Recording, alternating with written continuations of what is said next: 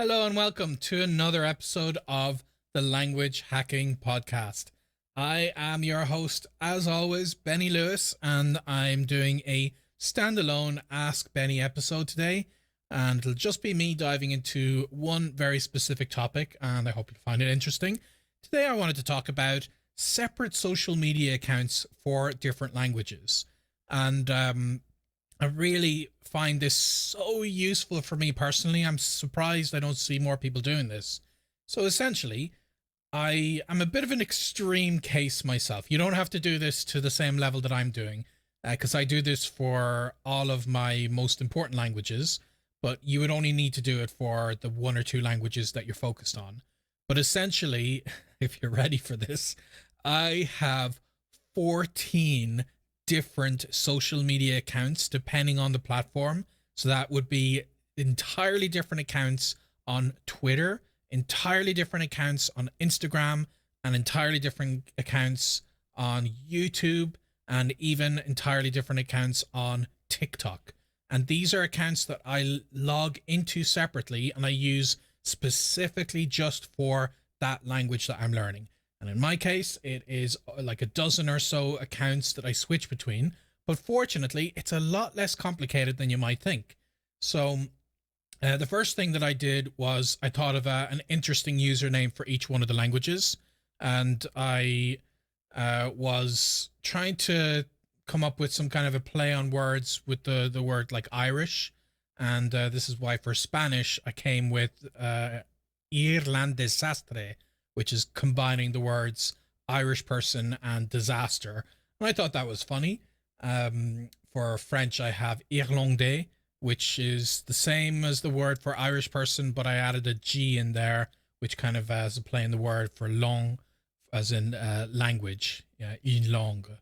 So I had a little bit of fun with these. I double checked with native speakers, came up with some good ideas. So it makes it interesting for people who want to follow you. So test them out and see if they're available. And the great thing is, no matter which one of these you're thinking of, whether it's Twitter or Instagram or TikTok or YouTube, or even recently I've noticed Facebook lets you do this, you can actually switch between these different accounts without having to log out and log back in.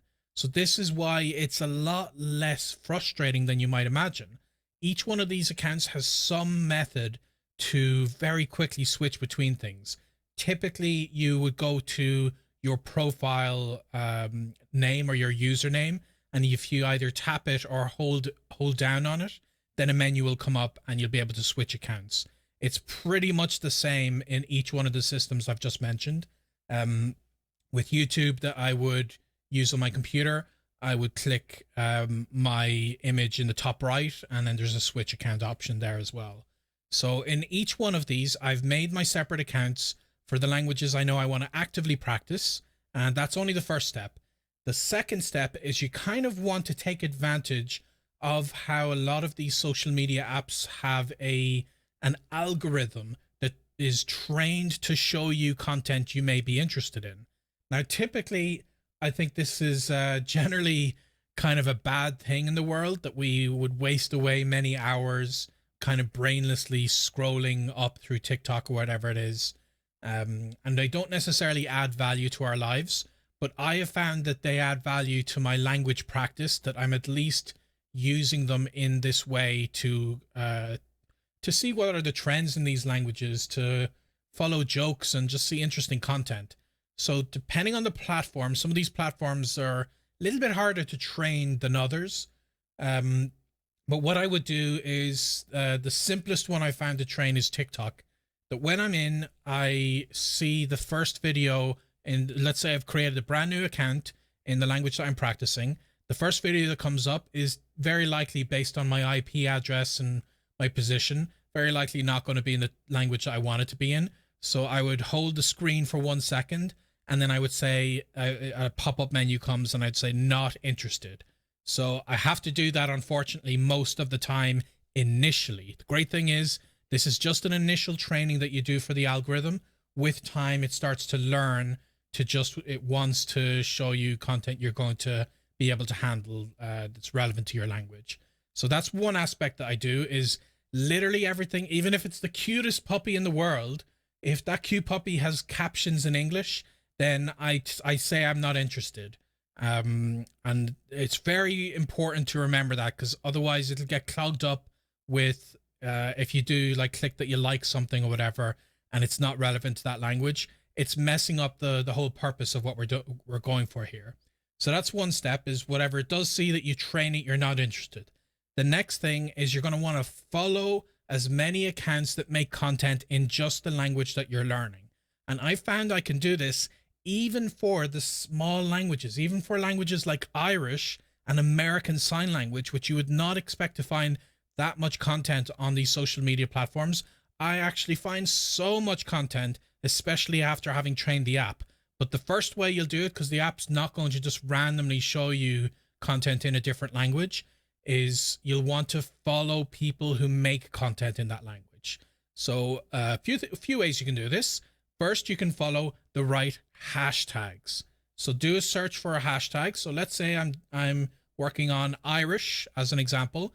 I would do a search for the hashtag Irish. Unfortunately, that's going to give me things that are related to Irish people or people with Irish heritage that is not necessarily related to the language. So a lot of that may not be as useful. So I'll add in the hashtag Irish language. I'll also add in the hashtag Gaeilge, which is the word for Irish in Irish. So as another example, you might do Spanish language, and you might do Español or Castellano if you're trying to build an algorithm based on the Spanish language. And this will give you loads of stuff initially. This same process works in the other apps I'm talking about, Twitter and Instagram. And you would have a list of content related to these hashtags, especially the ones that are definitely language specific, like Spanish language, Irish language. And you go through these and you like them. If they are related to the language at all, initially, even if you don't necessarily love the content, you want to at first train the algorithm that it has to show you the right language that you want it to display to you. So that means I'm just going to like everything regardless of whether I actually like it. I'm going to show the app that I like it, and I like it. I'll follow that person. The great thing is, after you've used this for a while, you can actually start to unfollow these people who are a bit too generic, that aren't necessarily as interesting to you, and then you can train the algorithm within the language for content you're really interested in. But at first, I would just like everything related to the language and follow as many people as I can who are definitely making content just based on that language. So you would see that initially from the hashtags. Another thing you can do is, as you're finding people who are making content, see who they're following, and of course, see who I'm following. I have a list of all of my Instagram accounts. If you go to Irish Polyglot on Instagram, you'll see I list the first 5, and then on my language hacking account, I list the next 5 of the language accounts that I have. I don't post a lot on those accounts. I have a few things there, but I mainly use these for consuming content. So see who I'm following, because I've already done this work. So you may as well take advantage of that and see the language specific accounts I'm following on Twitter, on Instagram, on all the other platforms. And then within those, you'll see who are they following. And some of them may follow brands, or they may follow things in English. So you don't have to follow everybody, but this is another great way to expand. Another thing I'd suggest is, in the settings for the app, change your language settings. And things like TikTok do have options to select that you want to see content in particular languages. It's not that great. I don't think it works all the time. It's not available for some of the smaller languages, but if the option is there, definitely change it. It does make a big difference. If you have an unlocked Android phone or a jailbroken iPhone, you can actually, it's a bit more advanced, but you can actually fool your phone into thinking that you are in a different place by changing your GPS location. I don't know how seriously these apps take that, but an easier way is also a VPN service. Some are free, some are paid. If you have a VPN service, change it to be the country of the content you're trying to be learning about. Change it to Mexico, change it to Spain. If you're learning Spanish, whatever it may be. and that helps a lot as well. So it kind of gives the app that extra information that you're in this country, so you're more likely to enjoy content in that language.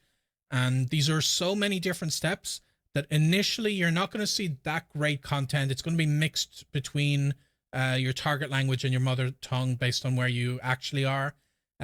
So there is a little bit of an uphill battle at first, that you're going to be constantly saying not interested. You're going to be liking videos that you don't necessarily actually like, but they are in the right language to train the algorithm initially that you wanted to show you the right language.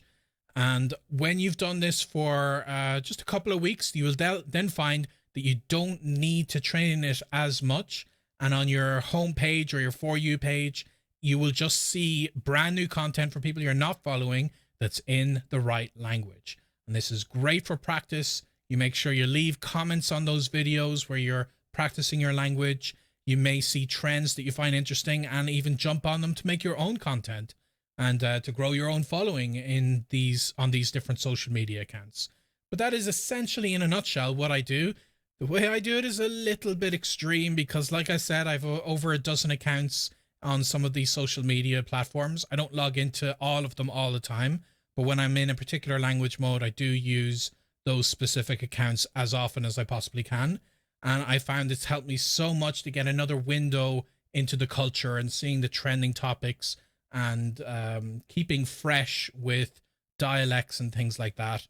So plenty of stuff that you can do, and I hope you found this interesting. And of course, I will share as much as I can in the show notes for my personal accounts for each of these different platforms. So like I said, go follow me on the one relevant to you, and you might find a bunch of the accounts that I'm following are then useful to you to follow in turn. So yeah, I hope you found that interesting. And until the next time, I'll wish you a very happy language learning.